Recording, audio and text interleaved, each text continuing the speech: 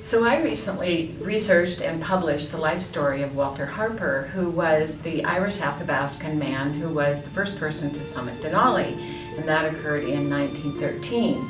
And one of the challenges of writing about an historical figure like Walter is that in this case there were so limited resources that had been published about him. Actually, there were quite a few resources published or publications by one individual, but I needed to fill out his life story with other materials and other perspectives on his life.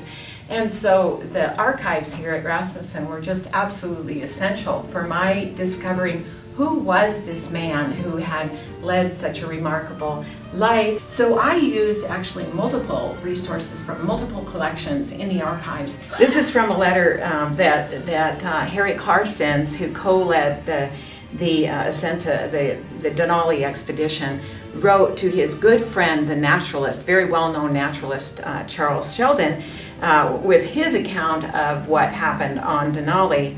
And here there's one passage where he talks about Walter, and this was just so heartwarming to me to read. He says here,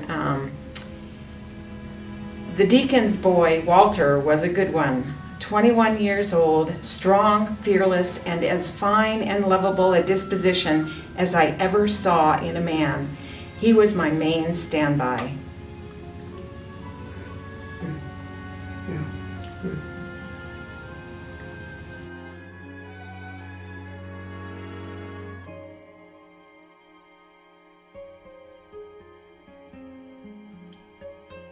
And I simply couldn't have done this project, which has been the most satisfying and the most rewarding of my whole academic career, had it not been for the rich collections in the Rasmussen archives.